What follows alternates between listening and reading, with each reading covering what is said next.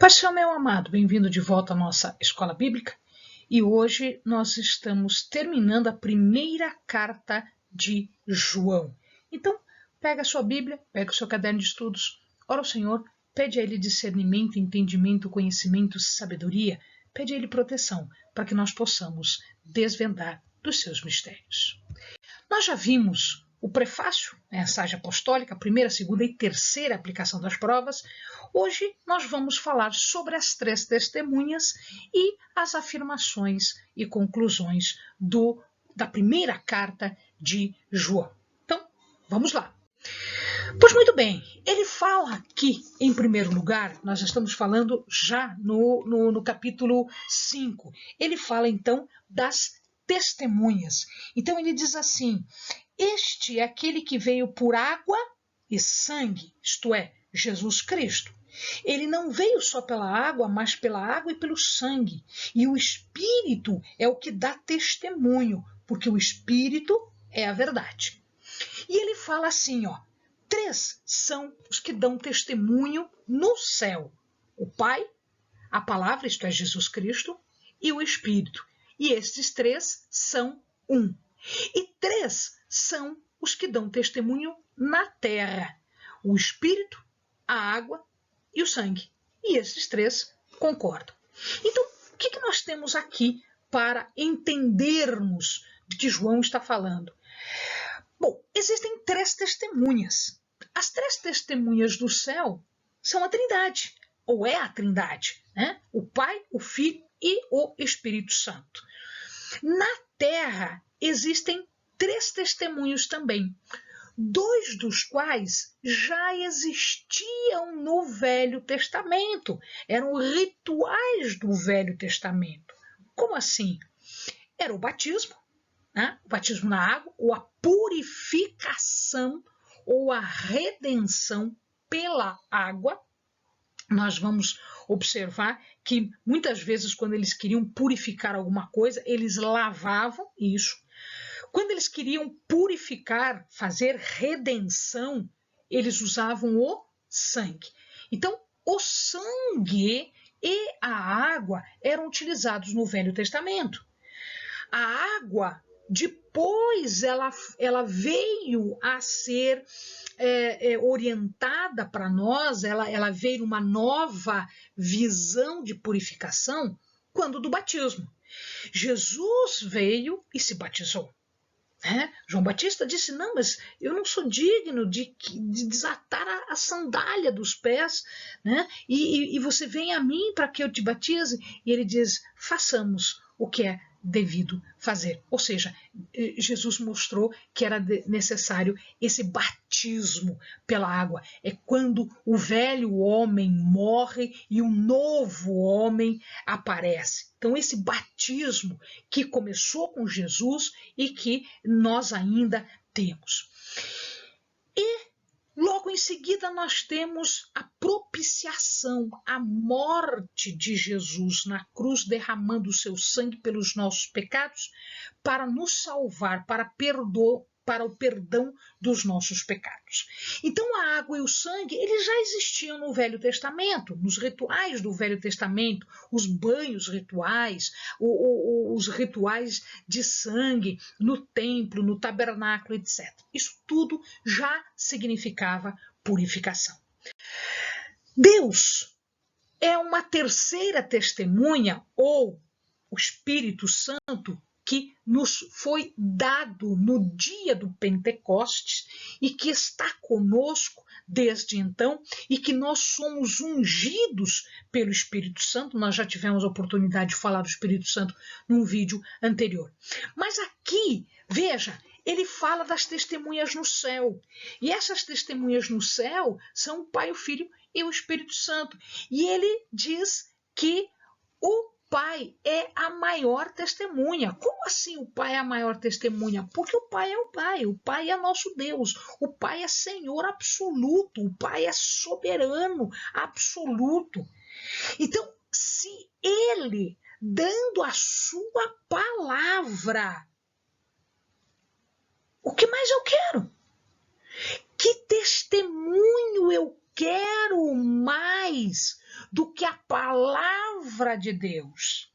A palavra de Deus é a maior e melhor do que qualquer testemunho que eu possa obter. E ele diz aqui para nós, então veja lá, e o testemunho é este: Deus nos deu a vida eterna e esta vida está em seu Filho. Quem tem o Filho tem a vida. Quem não tem o Filho de Deus não tem a vida.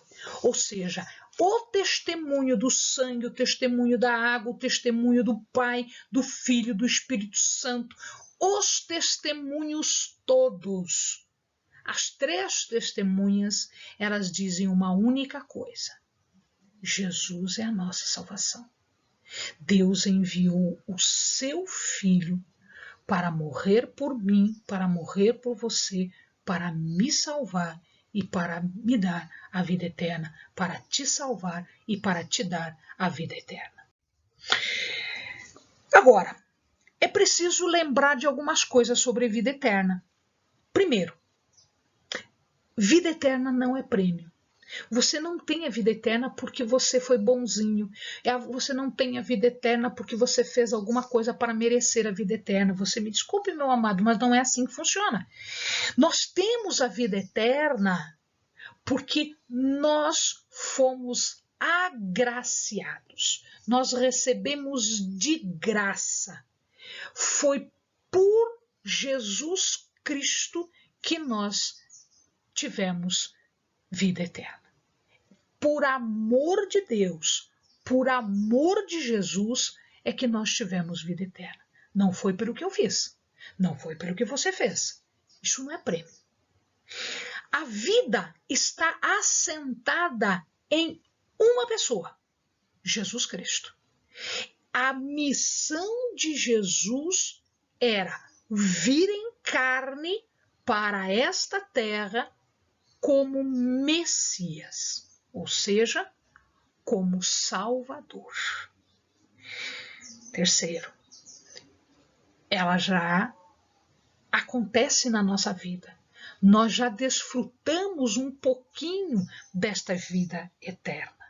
Quando o nosso corpo físico morrer, nós ainda estaremos na vida eterna, ou seja, nós ainda estaremos desfrutando desta vida eterna.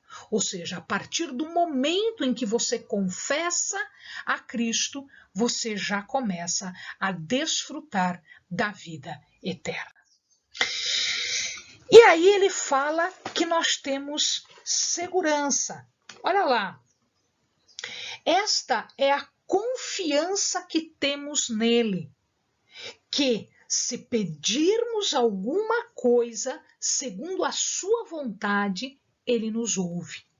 E se sabemos que nos ouve em tudo que lhe pedimos, sabemos que já alcançamos os pedidos que lhe fizemos. Então, vamos lá. Primeira segurança, primeira confiança. Você pode estar certo de que você está salvo.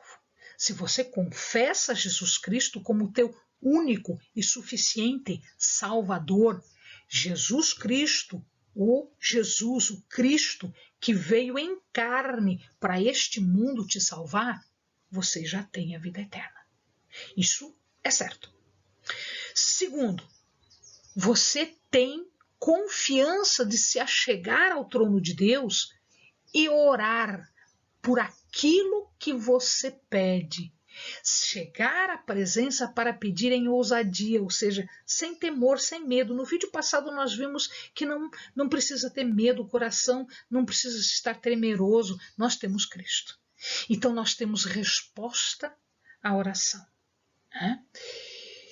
Esta resposta à oração é como?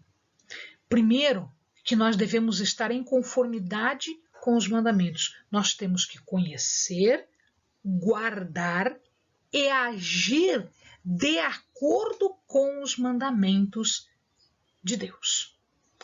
Os nossos pedidos, eles serão atendidos se eles estiverem em conformidade com a vontade de Deus, que é santa, soberana e perfeita.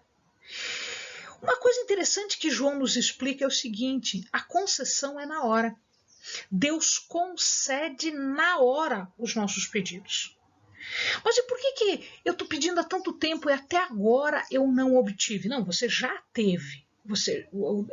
Deus já liberou, Deus já concedeu.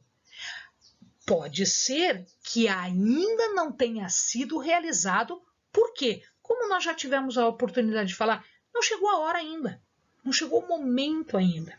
Então pode ser que você não tenha ainda nas suas mãos aquilo que você pediu, porque ainda não é hora para que você o tenha. Tá? Então isso é uma situação possível. Não chegou o tempo ainda, não chegou a hora ainda. João continua ainda falando sobre a demonstração de amor que nós teríamos em relação às outras pessoas. E essa demonstração de amor é no sentido de orarmos uns pelos outros. E ele diz o seguinte, que existem coisas que você pode orar e você tem que orar mesmo, é manifestação do amor de Deus, que você ore, que você vá pedir diante de Deus por uma pessoa, né? Então esta oração ela não só é possível, como na verdade a gente tem que fazer isso mesmo, né? Mas ele diz o seguinte, que em alguns casos, né, não perca tempo orando. Por quê? Porque eventualmente aquelas coisas são pecados que não podem ser perdoados. Ele diz pecado para a morte, não é? Deixa eu ver aqui. Há pecado para a morte, e por esses não digo que ore, tá? Ele continua, sabemos que todo aquele que é nascido de Deus não vive pecando, antes o guarda aquele que nasceu de Deus, e o maligno não lhe toca. Sabemos que somos de Deus e que o mundo inteiro jaz no maligno, tá?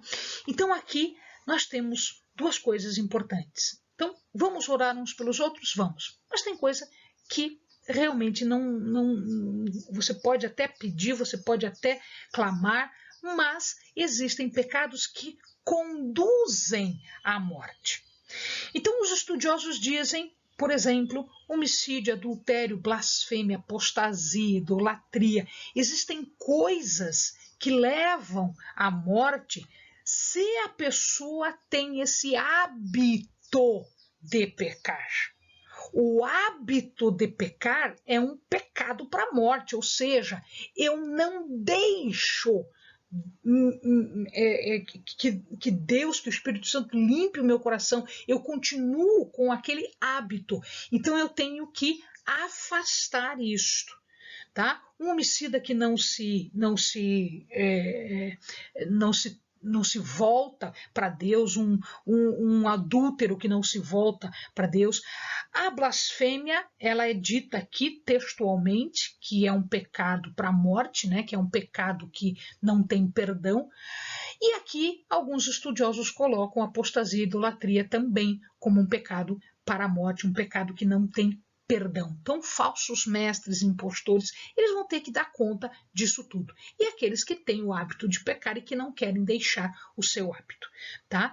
Aquele, quando ele fala, né? Aquele que nasceu de Deus, quem é aquele que nasceu de Deus? Se o amado observar, na minha Bíblia está em letra maiúscula, provavelmente na sua também está.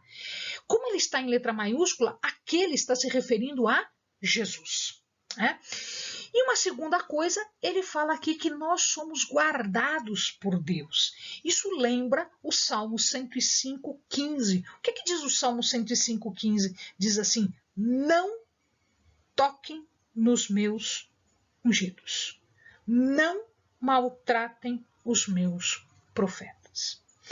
Muito provavelmente, meu querido, você tem alguns testemunhos disso, de pessoas que ousaram tocar em você, de pessoas que ousaram te maltratar. Eu tenho alguns testemunhos na minha vida de pessoas que tentaram fazer, que tentaram maltratar, que tentaram tocar e me prejudicar. Queridos, hoje eu não sei onde essas pessoas estão. Deus as afastou, Deus as tirou, Deus fez o que tinha que fazer com estas pessoas, mas nós continuamos, graças a Deus. Por quê? Porque nós temos uma promessa de Deus. Não toque no meu ungido.